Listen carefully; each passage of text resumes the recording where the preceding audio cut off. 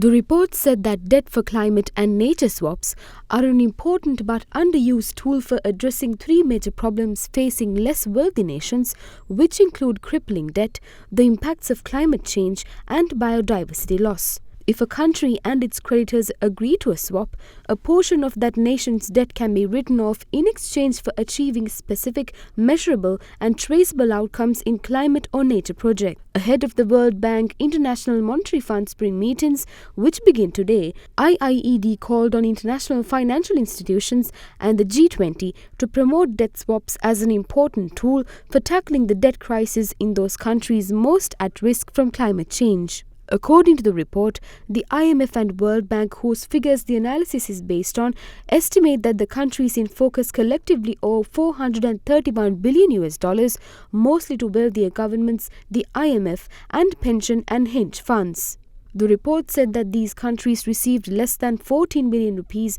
in climate finance, according to Organization for Economic Cooperation and Development figures from 2021, which is significantly less than the countries need to limit climate change or to adapt it. The aim of IIED's report is to encourage a drive for more debt swaps at the upcoming IMF and World Bank spring meetings, which started today in Washington, D.C., USA. Laura Kelly, the director of IIED's Shaping Sustainable Markets Research Group, said countries that could benefit included Pakistan, Sri Lanka, and the Gambia in West Africa, which is at huge risk of sea level rise, and stressed the need to invest heavily in flood prevention and wetland preservation. She further said that for governments, swaps create some fiscal space while also helping to achieve outcomes in terms of climate and nature that have global impact. Research has found poorer countries spend far more than servicing their debts than they receive in funds to fight climate change, and believes debt for nature swaps